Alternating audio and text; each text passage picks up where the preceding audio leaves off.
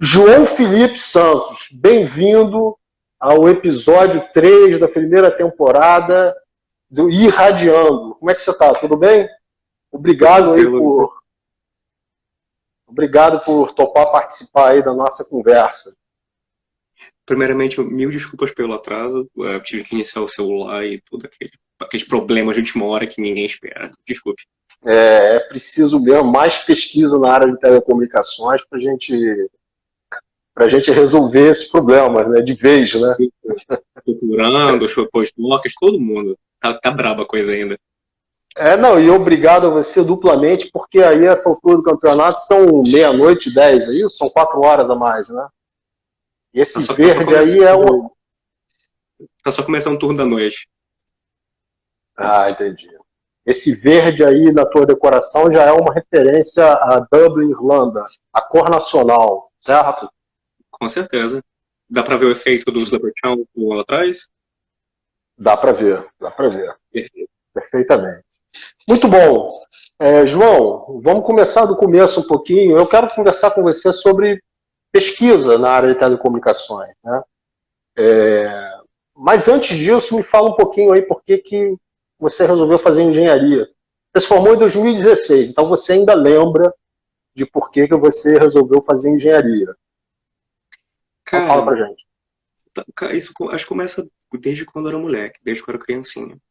Eu era aquela criança chata que não parava de fazer pergunta pra todo mundo, que não podia ter um brinquedo que tinha que quebrar e abrir pra ver o que tava ver o que tinha dentro, né?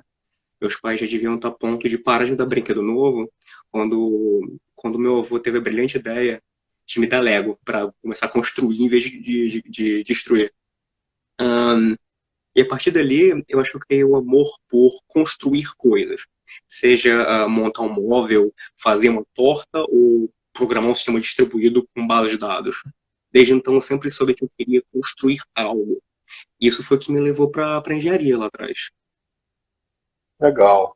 Eu me lembro de desmontar as coisas também, mas quando eu montava de novo, elas não funcionavam.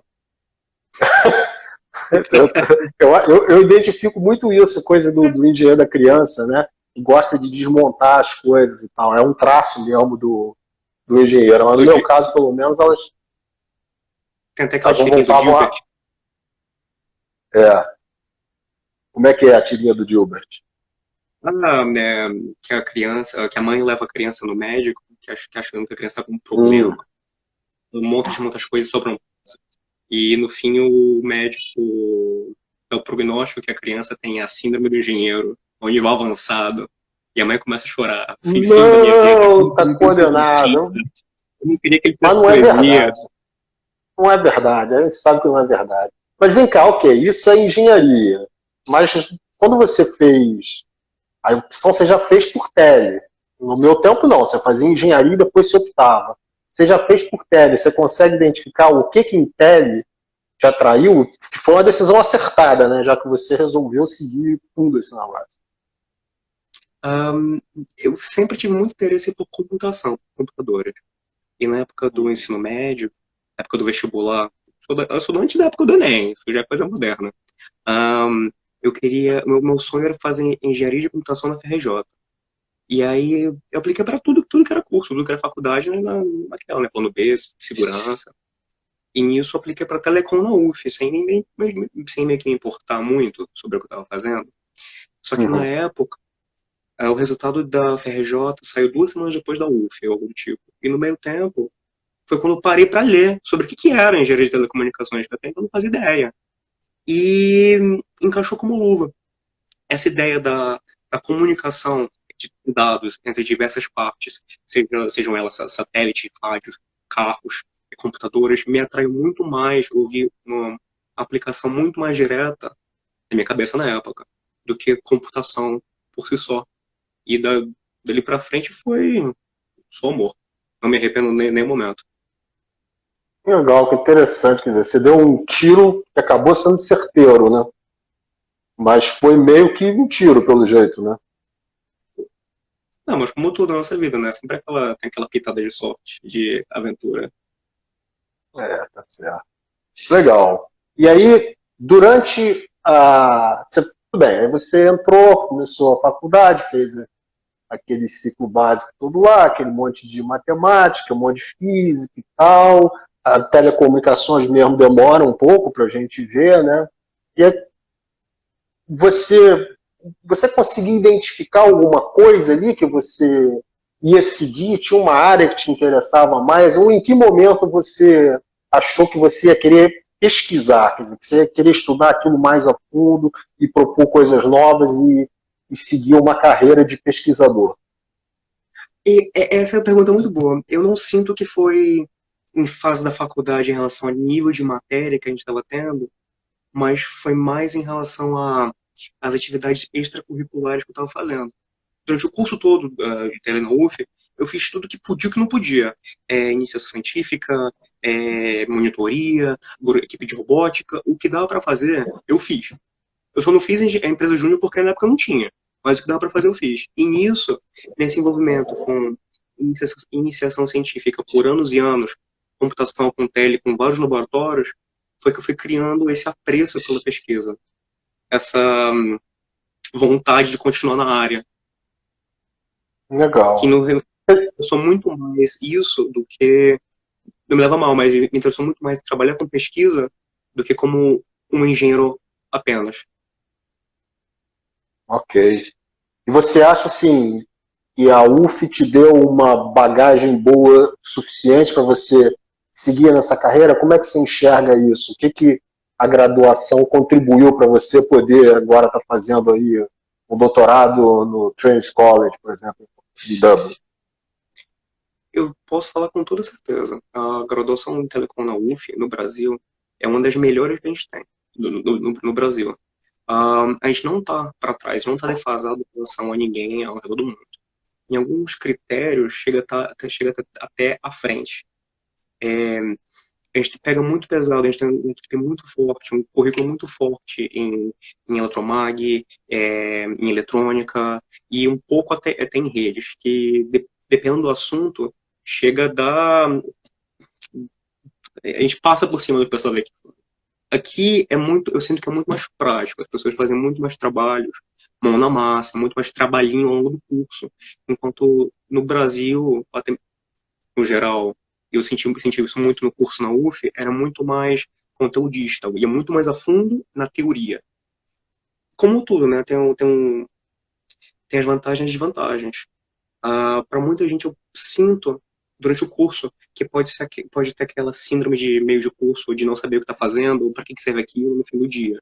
Porque, de fato, falta aquela experiência empírica, tácita, aplicação do que você está aprendendo. Mas, ao mesmo tempo, o nível de aprendizado que você tem, de conteúdo, de técnica, está muito à frente, muita gente de todo mundo. Na hora que alguém, com essa formação, com esse conteúdo técnico, consegue um pouquinho em prática, Interessante. Quer dizer, você tem uma base de onde depois você consegue acelerar rápido, é isso? Esse é o meu objetivo de colocar isso. Bacana. É interessante, como você falou, são dois lados de uma moeda, né?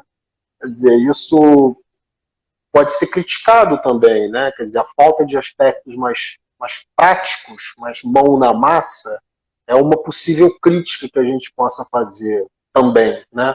Mas, por outro lado, quer dizer, toda essa base conceitual mais sólida, eu acho que depois que você conquista isso, você consegue mais rapidamente botar a mão na massa, né?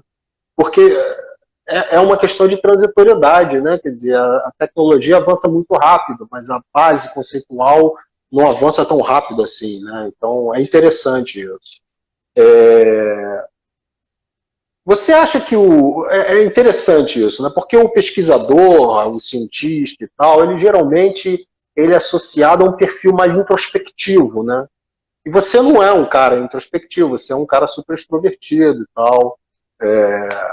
Para quem, enfim, não te conhece, eu posso testemunhar isso, que você é um cara expansivo e tal. E eu tenho visto as pessoas que seguem hoje essa carreira também com esse perfil. Tem pessoas que são mais introspectivas, tem pessoas que são menos e tal. Mas eu queria que você falasse um pouco sobre isso, quer dizer, que tipo de pessoa é um pesquisador e que tipo de habilidade de relacionamento interpessoal é necessário para fazer esse trabalho? Essa foi uma excelente pergunta. Pô. Vamos lá. Eu diria, como você falou, tem um espectro de pessoas. Eu sinto que tem esse estereótipo, né, de pesquisador. É o cara introspectivo, nerd, que se isola num canto e fica fazendo coisa dele. Não é assim. Você tem pessoas que são mais introspectivas, sim, que trabalham melhor sozinho, com certeza, mas tem um foco muito grande hoje em dia no trabalho não só em grupo, mas um trabalho em grupo multidisciplinar e entre instituições, entre países, entre continentes. Mais e mais pesquisa, não só em telecomunicações, mas no geral, está sendo algo plural, é, em equipe, enfim, isso com certeza. E além disso, o perfil do pesquisador. Vai ser a resposta meio clichê, mas eu vou te falar que é o cara que. Ou a moça que é curiosa. A pessoa que no fim do dia fica se perguntando por quê? Como é que isso funciona? E por quê? Qual é a prática, a aplicação? E melhor, dá para fazer isso diferente? Dá para ver se você faz isso melhor? Tem uma outra ótica, um outro ângulo? O cara fica catucando na cabeça. É isso. E tentar meio que canalizar essa curiosidade, essa ansiedade de forma construtiva, né? É uma curiosidade meio obsessiva, vamos dizer assim. Você pega aquele negócio e não larga. Você fica pensando naquele problema, quando normalmente os outros perfis está resolvido, esquece isso. É por aí o negócio? É por aí, é por aí. Eu sinto, sei lá, que meio que por experiência própria, sempre tem um jeito. Sempre tem um jeito. Pode ser em um dia, uma semana, um mês, ou você pode passar 6 meses trabalhando uma coisa para descobrir que era o ângulo errado, direção errada, e daí você encontra ao certo, a direção certa. Mas sempre tem um jeito. Ah, é só realmente ter essa curiosidade e perseverança. Não desistir. Continuar em frente e tentando. Que vai dar certo. Legal. Assim, você comentou da pluralidade aí do perfil desse pesquisador, inclusive em termos de nacionalidades, né? Aqui no Brasil a gente tem uma academia pouco internacionalizada. A gente tem poucos estrangeiros, tem, mas tão poucos em comparação ao que a gente vê, principalmente nos Estados Unidos e também na Europa. Fala um pouquinho sobre o time que você trabalha aí na Irlanda, no caso, aí no Trinity College. Fala um pouquinho do laboratório que você está trabalhando. Cara, no meu laboratório temos brasileiros, bósnios, iranianos, chineses, franceses, paquistaneses, indianos, poloneses, italianos, americanos, e vai, eu já tô esquecendo alguém. É gente de tudo que é lugar do mundo. E é todo mundo gente que foi para lá para trabalhar na área, para trabalhar com isso, né? É gente realmente bem especializada que ama o que está fazendo. É um ambiente muito gostoso para quem gosta daquilo. Porque você se sente em casa. Gente de tudo que é lugar do mundo, com culturas diferentes, religiões diferentes, bagagens diferentes. Mas que você não ia acreditar a quantidade de coisa que você tem em comum com cada um deles. É incrível. Legal. Legal. E o que você está pesquisando agora, então, em engenharia de telecomunicações? Ou, se você preferir, o que você está pesquisando agora, nesse momento, na área? Tá. Eu estou trabalhando com virtualização de rádios, da mesma forma que você tem virtualização de computadores ou até de redes cabeadas com VPN, aplicar esse mesmo tipo de ideia para rádios, com a ideia de tentar fazer isso disponível como um serviço, de forma dinâmica, flexível, da mesma forma que você consegue instanciar uma máquina virtual na Amazon para ser a sua base de dados de um app, digamos assim. A nossa ideia, a grande motivação, é fazer o mesmo tipo de coisa para instanciação de uma rede móvel, de forma até mesmo efêmera, temporária, em um lugar pontual. Poxa, vai vir um grande evento, um PAN da vida. E a gente pode criar rapidamente uma operadora naquela cidade, para suprir aquela galera, aqueles estrangeiros, ou algo como eu sempre penso, a Libertadores, que você roda pelo Brasil. Você pode, a ideia seria poder criar redes de forma bem rápida para suprir agora um jogo nesse fim de semana no Mané Garrincha. Aí não, agora o pessoal viajar para Fortaleza. Vamos suprir aquela capacidade, aquela demanda em pico, né? Rapidamente ali e vão migrando, mais ou menos nesse nível. Isso é o que eu estou mexendo. Agora, para pesquisa em telecom no geral, já estão falando muito pesado em 6G. Então fala pra gente o que é 5G, que eu acho que boa parte do público aí já vai ter uma ideia do que seja, mas o que vai ser 6G? Porque é isso mesmo, o pesquisador já está. 5G já não é mais tão interessante, né? Acho que as pessoas já estão começando, já está mais ou menos ordenhado o que vai ser o 5G, né? Agora o 6G ainda é uma incógnita maior. Fala um pouquinho pra gente disso aí, então. Tá, vamos começar então pelo 5G, né? Fazer aquela progressão. Um, Pela primeira vez, para o 5G, das grandes forças motrizes não está sendo o ser humano. Não está sendo a aplicação, o seu celular, o seu videozinho, não. Mas suprir demandas de máquinas, de serviços que nem existem. De você, com a mesma rede móvel, você está comportando carros autônomos, drones, IoT de forma massiva, realmente massiva. E, além disso, tem toda uma vertente do 5G sobre network slicing, no qual você está, de fato, criando fatias da sua rede, especializadas, isoladas, para uma única finalidade. Por exemplo, você está, algo como Comperge, você, por exemplo, do Brasil e do Rio, você tem algo como Comperge, você tem pouca datinha ao redor.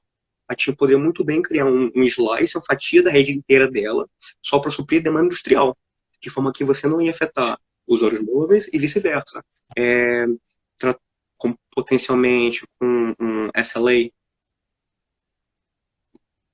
Acordo de nível de serviço.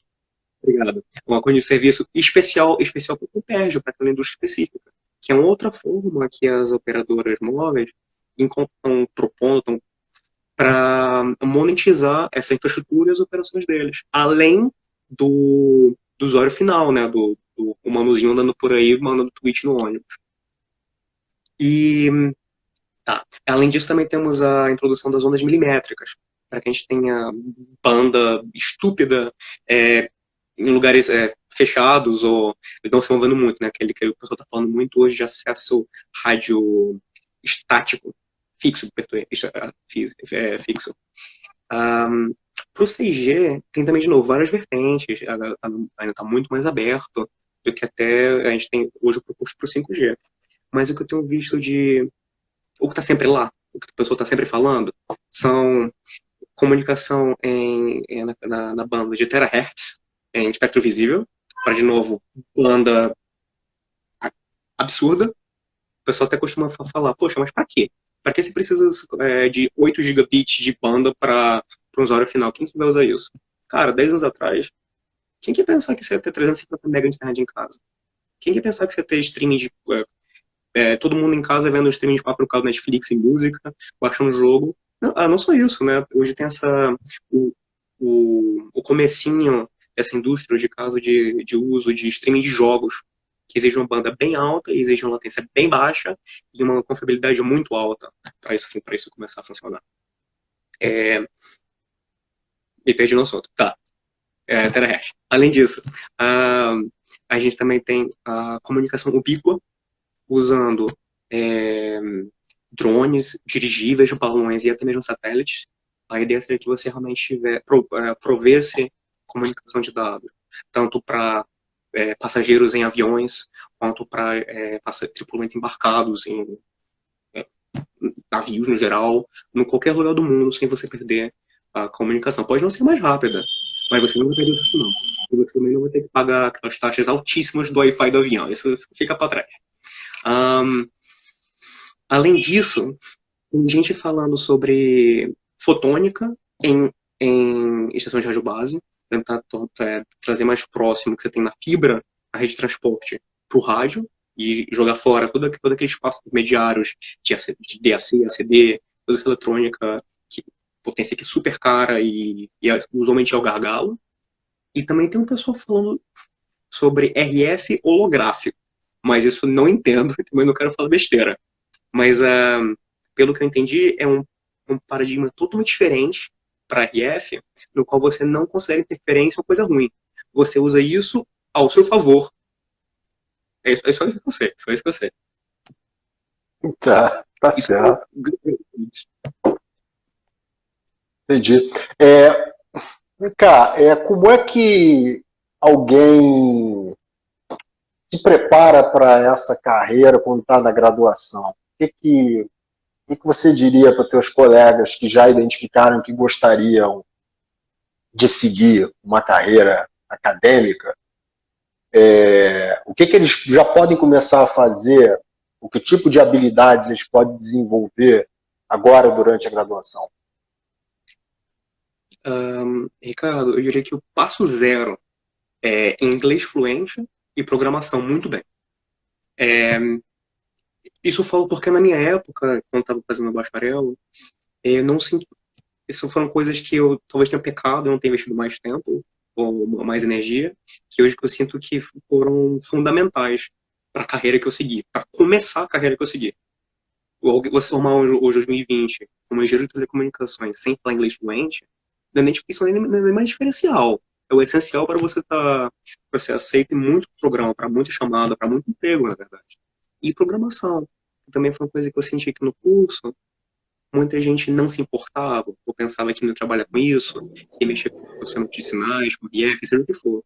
Mas, cara, não tem essa. Se você vai fazer o vestibular SP, você vai fazer simulador. O RF, vai procurar uma otimização. Você vai ter que implementar aquilo, vai ter que criar, vai ter que fazer aquilo, vai ter que programar. Não tem como fugir. E quanto mais cedo o pessoal entender isso e começar a criar gosto pela prática, eu sinto que melhor vai ser. E escrever. Também é uma coisa que é meio burro falar isso, mas eu não me lembro de uma vez durante o bacharel inteiro que a gente teve que, de fato, escrever um grande trabalho, algo bem estruturado, de forma didática, com vocabulário técnico. Não. O E foi, TCC? tipo, eu senti que foi muito no final. E eu acho que você pode corroborar isso como orientador de muita gente. Quando o cara chega no TCC, você esperaria que ele teria chegado lá com um nível um pouco melhor, na escrita, na didática, na estruturação de ideias, do que o cara chega. Isso é o que aqui eu sinto que os alunos de fim de graduação têm um pouco melhor, porque eles têm vários trabalhinhos ao longo do tempo, e têm que fazer vários reports, relatórios ao longo do tempo, eles já estão pegando um pouco melhor em relação a isso. Que no final, acho que quando você começa a escrever os seus próprios artigos, para mim, pelo menos para mim e para os brasileiros e estrangeiros que eu conheci no meio, sempre foi a grande primeira pancada. Aí você pensa, você pode ter feito um trabalho inacreditável, feito um troço além só da arte, lindo, maravilhoso, com os gráficos brilhantes. Mas sentar para escrever e passar essa ideia de forma clara é, é uma outra gama de habilidades que trabalho desenvolver isso. E em inglês, né, João? Fazer tudo isso e em inglês, né? Porque você vai desenvolver essa habilidade para fazer um TCC, mas se você quer ser um autor publicado e lido pela comunidade científica, você vai ter que publicar os seus artigos em inglês. Né? Isso. O que é muito, muito engraçado você levantar isso, porque você tem um diferente tipo de estilo. Opa!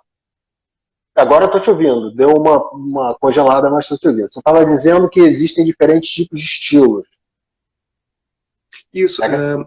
No Brasil você tem que. Chega a ser bobo, mas quando você para escrever de fato um artigo, como você está, digamos, mais acostumado a escrever em português, você tem que meio que desaprender e reaprender inglês. Em português, quando você tenta fazer um texto mais técnico, você tem frases muito longas, com muitas vírgulas, usando muito gerúndio, voz passiva. Esse artigo desenvolve-se algo, ah, fazendo, andando. Só falta entrar aquela conjugação verbal de telemarketing. Mais ou menos isso. Mas em inglês é meio que o contrário. Você tem sempre voz ativa. Frases curtas, claras e concretas. E sempre essa é a grande pegada. E conforme mais você escreve, mais você lê, mais você entende o porquê. Eu sinto que em português muita coisa é subjetiva, mas você entende pelo contexto, enquanto em inglês você precisa ser pontual e concreto. Esse é tipo uma diferente pegada que você tem que pensar sobre quando tá escrevendo. É, eu diria que a gente deve tentar em português também, no texto técnico, ser objetivo, usar frases curtas. Se eu pudesse dar um conselho pro pessoal em termos de redação, eh, que vale para um trabalho de conclusão de curso, uma dissertação de mestrado, uma tese de doutorado em português, é que use frases curtas e objetivas, e não aquelas frases enormes que depois de algum tempo você não sabe mais qual é o sujeito da frase. Porque, assim, a verdade é que o português te permite fazer isso, você tem um excelente domínio do idioma, mas isso não quer dizer necessariamente que o seu texto vai ser claro, né? E o texto técnico ele não tem que ter propriedades poéticas, né? Ele tem que ter clareza, concisão e correção, os três Cs, né? Então, assim, eu diria que isso que você está falando para o inglês, não, acho que vale para o português também, tá? É que no inglês realmente você sequer tem essa alternativa, né? Se você quiser fazer uma coisa convoluta, você vai ser absolutamente ininteligível. Não é natural do idioma. Mas é interessante. Essas coisas a gente aprende como? João, como é que a gente aprende a escrever artigo científico? Tentativa e erro. Fala um pouco sobre tentativa e erro de publicação de artigo. Isso é uma coisa muito interessante, porque a publicação é uma parte central do que a gente faz como pesquisador, né? Fala um pouquinho sobre isso. Como é que é a experiência de submeter um artigo? Você agora, por exemplo, essa semana teve um artigo aceito na Transactions on Networks, não é isso? Network Service Management foi. Explica pra gente quanto tempo, pessoal que não sabe, quanto tempo leva, qual é o ciclo para você publicar um artigo num periódico internacional? Eu achei que fosse para motivar o pessoal, cara, não fazer o contrário. Não, é para motivar aqueles que gostam do desafio, vamos dizer assim. Cara, tá, vamos lá. Esse trabalho foi um trabalho que eu apresentei na China, no ICC, na conferência do IEEE, acho que ano passado. Acho que ano passado. E desde então, assim que na hora que a gente já apresentou o artigo, já começamos a trabalhar em extensão para que tentando almejando publicação em journal depois. Depois que o artigo de conferência já pronto, que a gente começou a trabalhar em cima, demorou um ano para a gente ter ele aceito. De pegar o que tinha, averiguar o que precisa, o que poderia ser estendido, o que dava para melhorar, o que dava para expandir. Primeira versão, trabalha com seus coautores, vê como está indo, vai e volta, vai e volta. E processo iterativo de reorganização, de escrita, de exposição das ideias, manda pro seu pós-doc ou pro seu orientador, que é realmente bem hierárquico, né, o modelo. Manda para ele. De cara volta que tá horrível. Começa cheio de caneta vermelha. Vai e volta, resolve aquilo tudo, manda de volta, vai e volta, aquilo tudo. Depois de alguns meses, quando você acha que está redondo, que sai, que você tem um selo de aprovação interno, que está ok, você submete ele para um journal. E você cruza os dedos e espera. E não sei se o pessoal sabe como funciona assim, o processo de revisão por pares. Devo falar um pouquinho sobre isso? Vamos, fala sim. Tá. Tanto para conferência como para journals, como funciona? Você faz o seu trabalho, a ciência, você consegue os resultados, escreve sobre aquilo e você tem o seu artigo. Lindo. Você tem que submeter isso para revisão por pares, onde você vai ser analisado e revisado por outros engenheiros, por outros pesquisadores, doutorandos, professores, pesquisadores aposentados e gente da área. É um sistema bem complicado, bem grande, mas que tende a funcionar. Que eles encontram pessoas que são experts na área, que têm publicações naquele assunto, que sabem, que têm noção sobre aquilo, e delegam a revisão do seu artigo para essas pessoas com experiência na área. Então você vai acabar sendo julgado por uma pessoa que ou trabalhou naquilo, que tem artigo sobre aquilo, ou que é autoridade na área. Então você tem de 2 a 4 revisores, geralmente, que vão passar pelo seu texto, deixar comentários. E também deixar decisão, né? Se aceito, rejeição, ou quantidade de mudanças que você precisa fazer para ser aceito, né? Conferências tendem a ser mais binárias, do tipo, a gente aceita, mas tem que mudar isso, ou tem que mudar isso, está muito ruim, não entra. Enquanto journals, a ideia que journals seja um trabalho mais completo, mais denso, mais elaborado. Então, em vez dessa coisa binária, você tem um processo bem mais iterativo. Você tem diversos rounds de revisão, quase sempre com os mesmos revisores, que você vai melhorando o seu manuscrito até o ponto que todo mundo externo, né, seus pares, acreditem que aquilo está apto a ser publicado naquela venue. E esse processo, para esse journal específico, durou 11 meses e meio. O artigo quase fez aniversário. Mas eu não posso nem reclamar, porque por mais que na hora que você submeta a sua pesquisa, você acha que seja maravilhosa, quando você estiver recebendo feedback dos seus pares, você melhorando e polindo ele, no final, é tipo d'água pro vinho. É muito, muito, muito, muito melhor. Muito mais concreto, uma contribuição muito melhor explicada, melhores resultados. Não tem como discutir. Essa revisão por pares, um processo que é trabalhoso, doloroso e longo, de fato ajuda a contribui com a aprimoração da ciência do que você está fazendo. Eu sinto que é uma coisa essencial no processo, no método científico. Perfeito. Eu vou fazer uma pergunta aqui, baseado na pergunta que o Gabriel postou aqui para a gente, que é a seguinte questão. Ele tá falando como é que você... Se você está trabalhando numa área de pesquisa nova, né, como é que você vai encontrar pessoas para fazer revisão daquilo, já que aquilo é novo, e se é novo tem pouca gente trabalhando na área. É interessante a pergunta dele, porque eu acho que a gente está de fora, né, as pessoas que estão de fora, não tem noção, talvez, do tamanho da comunidade científica, do tamanho a quantidade de pessoas que estão pesquisando aquilo, e que às vezes é absolutamente semelhante ao que você está fazendo. Eu me lembro que uma vez eu ouvi de um amigo dizer o seguinte: você acha que ninguém está pesquisando nessa área, mas você pode ter certeza que tem alguém do outro lado do mundo, de olhinho puxado e tal, que faz o mesmo tipo de pesquisa que você, né? Fala um pouquinho sobre isso, quer dizer, como é que você encontra pessoas para revisar um trabalho, por exemplo? Porque você provavelmente faz isso, nós fazemos regularmente revisão de trabalhos de outros colegas, faz parte do jogo, né? Eu diria que essa parte que a comunidade no ramo é muito importante, né? Porque é aquela coisa, sempre conhece alguém que trabalha com alguma coisa, que conhece alguém que trabalha com alguma coisa importante, algo do tipo. Você sempre conhece alguém com habilidades específicas para trabalhar em áreas diferentes.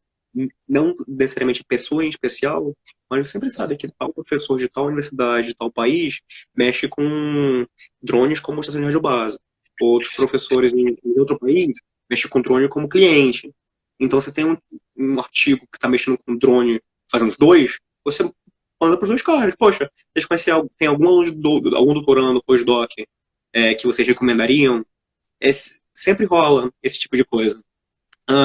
Além disso, por mais que você esteja trabalhando com uma coisa totalmente nova, para ser ciência, você está comparando isso com algo existente.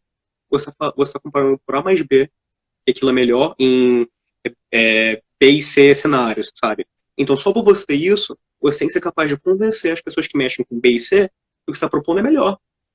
E você chama esse pessoal dessa comunidade existente, que mexe com isso, para revisar ou para averiguar se o que você está falando sequer faz sentido. Aí que tá, da hora que aquilo é incrível, pensamento fora da caixa, revolucionário, você acabou de criar um novo ramo. E dali começa. de quem acabou de revisar aquele artigo inicialmente, quem começou a citar ele, daquele pedacinho de nada que explode. Que um único artigo, que acontece com mais ou menos grande frequência, que um único artigo visionário cria um novo campo do conhecimento. Isso acontece com certa frequência. Você comentou ainda agora sobre a hierarquia que você tem no laboratório de pesquisa, você mencionou no processo de submissão, você mostra para o pós-doc, que leva para o coordenador do laboratório, assim por diante. Eu queria que você comentasse um pouquinho se você consegue perceber uma diferença entre a forma como esse trabalho é organizado na Europa com a academia brasileira. Você consegue notar alguma diferença na forma como a gente age aqui com os nossos orientados? Primeiramente, eu sinto que no Brasil a gente não tem bem definido, a gente não tem bem definido o que é um pós-doutor. Você não tem a presença de pós-doutores em laboratórios. E eu sinto que no Brasil você tem muito mais os professores atuando diretamente com os alunos, fazendo atividades que no exterior seriam pós-docs que lidariam com, sabe? Não sei se é isso por falta de verba, pelo modelo como funciona, como as pessoas se acostumaram a fazer as coisas, mas eu sinto que falta esse pedaço meio. Alguém está fazendo doutorado e um professor. Que pelo menos aqui fora, o professor é essencialmente a pessoa que assegura que a visão do grupo está na certa direção, e é a pessoa que consegue a verba para fazer toda aquela máquina rodar. E é um trabalho gigante. É um trabalho, eu faço mesmo, um trabalho de cão. O tempo todo aplicando para propostas, pegando grants, entrando em consórcio de projeto, parceria com a empresa. É muito trabalho, muito trabalho. Eles conseguem, eles têm os postdocs, que são o pessoal já com doutorado, quem tem experiência com publicação, experiência com escrita, bagagem técnica, que estão co-supervisionando os mais juniores, né? Os doutorandos. Que aí também estão co-supervisionando os mestrandos, aquela coisa em cascata. Que estão ajudando os bolsistas de graduação, que a gente chama aqui de iniciação científica, e assim por diante, né? Acho que a gente podia aproveitar aqui essa oportunidade para esclarecer uma coisa sobre o pós-doutorado. Eu acho que existe uma confusão muito grande, a gente via até na imprensa, às vezes, tratando o pós-doutorado como se fosse uma titulação, né? E não existe isso, quer dizer, o pós-doutorado é uma posição de alguém que tem doutorado, que está fazendo um trabalho numa instituição, geralmente que não é a instituição, a alma mater dele, né? Mas eu não sei se você tem reparado isso, há uma certa confusão. O sujeito é pós-doutor e não sei o quê. Não existe pós-doutor em assunto algum. Eu cheguei a ouvir a atrocidade, a seguinte frase: porque a minha tia tem 4 pós-doutorados. Eu não sabia por onde começar, cara. Eu acho que o ser humano tem uma necessidade de criar uma hierarquia infinita. Então, como talvez assim, ter chegado ao doutorado não é suficiente, você precisa ter um outro título depois, isso não vai acabar nunca, né? Quer dizer, você vai ter sempre um título maior, mas não é isso. Eu faria a comparação, não sei se você gosta dessa comparação, com as artes marciais. Eu acho que quando você chega e termina o seu doutorado, você é faixa preta. E faixa preta não quer dizer que você está pronto para praticar aquela arte marcial. Não é o final da tua carreira, mas é o começo. Quer dizer, o pesquisador aparece depois que ele termina o doutorado dele. E dali em diante ele tem os DANs. Né? Não acha que é por aí, não?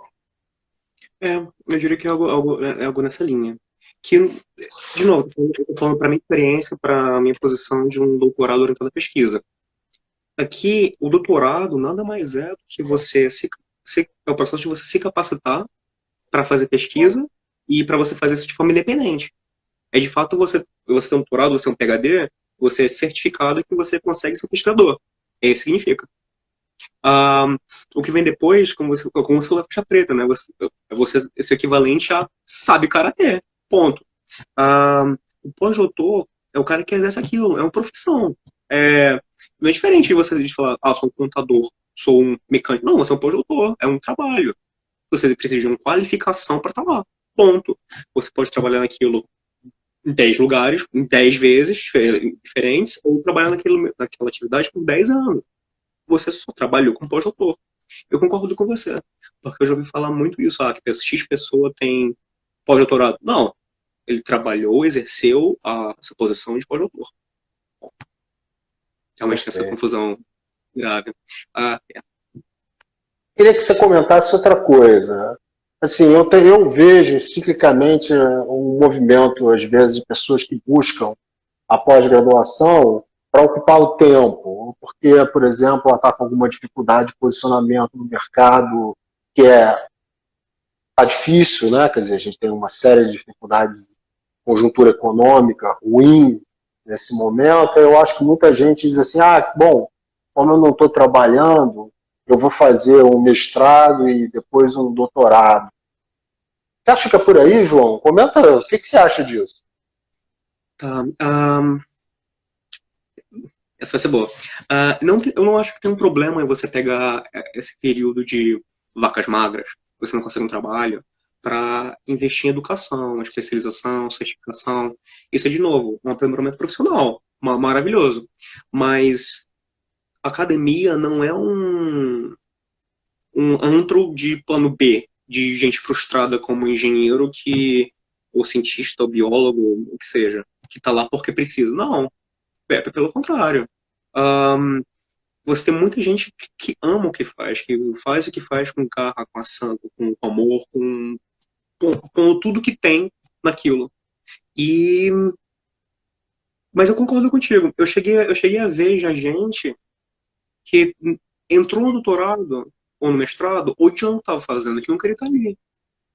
E eu não me recordo de uma pessoa dessas que tenha terminado o curso. Não me recordo. Eu Perfeito. Quer diria, dizer, você desculpa. Não, por favor, continua. Eu diria, de novo, como qualquer coisa na vida, é o tipo de decisão que você tem que tomar dando certo no que você quer. Perfeito. Você tem várias pós-graduações e especializações que você pode fazer, não necessariamente stricto sensu, né? Mas eu acho que você vai fazer um mestrado stricto sensu acadêmico e um doutorado porque você, enfim, deseja, por exemplo, fazer pesquisa naquela área, ou porque você pesquisa ou professor, ou as duas coisas, né? É importante fazer essa distinção. Você quer ser, João, um pesquisador ou um professor ou as duas coisas? Cara, eu tenho que falar, eu amo lecionar, eu adoro dar aula. Então, pelo menos, professor com certeza. Pesquisador, tomara, que também devo fazer os dois, mas eu realmente devo seguir nessa linha. Mas só para complementar o que você falou, ou até mesmo contra, eu conheço muita gente que fez doutorado, mas não exerceu, mas não trabalhou como pesquisador. Porque assim como eu sinto que assim como um diploma de engenheiro, um PhD, doutorado, abre muitas, muitas, muitas portas. Não apenas na pesquisa. Um, Primeiro, é o tipo de titulação ou de é, diploma que te permite trabalhar no mundo inteiro, sem menor dor de cabeça. Não tem que pensar em revalidação, documentação, trazer. Não. Você tendo doutorado, você consegue trabalhar no mundo inteiro de forma muito fácil. Então, para quem tem a aspiração de morar fora, viajar o mundo, é o caminho mais fácil. E segundo, eu conheci muita gente com doutorado que começou a trabalhar totalmente diferentes. Longa história, mas eu me envolvi com a cena de startups na Irlanda, em fomento para startups oriundas de propriedade intelectual desenvolvida nas faculdades, por órgãos de governo, chamadas e longa história, longa história. Mas e todo mundo estava lá, todos os gestores ou especialistas de comercialização ou mentores das agências de fomento, todo mundo tinha um doutorado. Era incrível.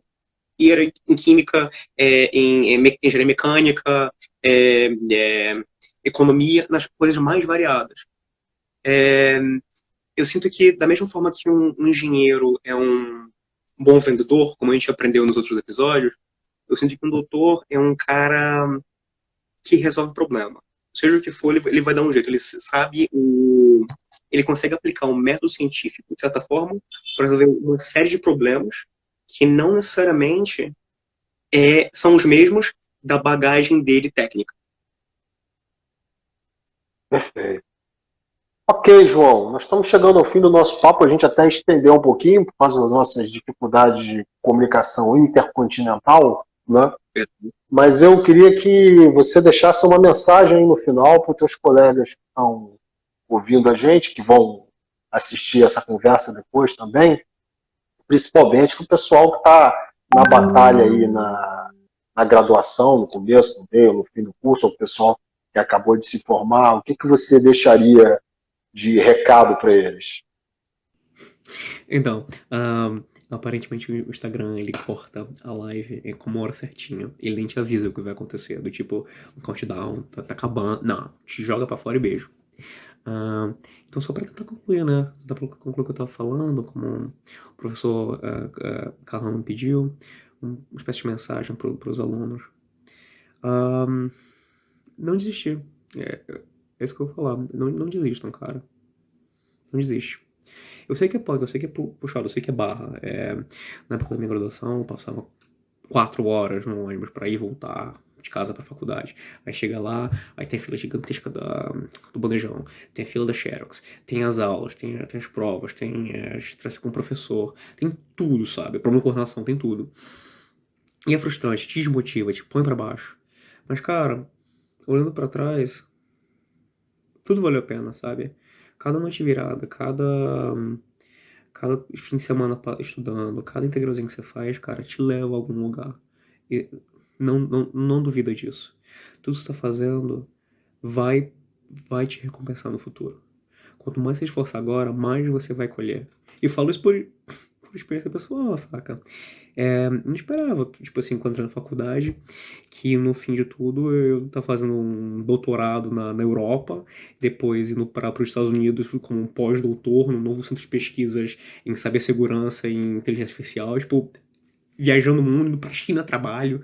Tipo, é o tipo de coisa que você não espera, mas eu vejo que eu vejo entre gente no meu ramo em pesquisa que quanto mais você esforça, cara, mais você colhe. Então, segue em frente, confia e faz o que você puder. Seja, seja monitoria desde cedo quando der, ou iniciação científica desde cedo. Quanto mais você fizer iniciação científica, melhor vai ser para você. Equipe de robótica, empresa júnior, programa de extensão, iniciação tecnológica, o que der para tu fazer, faz. Que não só você vai aprender muito tecnicamente, você vai estar envolvido em penca de coisa que você nunca vê normalmente no curso da faculdade, mas além de, claro, aumentar a sua rede de contatos de networking, mas vai te deixar com um currículo muito melhor. Vai te dar realmente um diferencial em relação a todo mundo, todos os outros que só estudaram.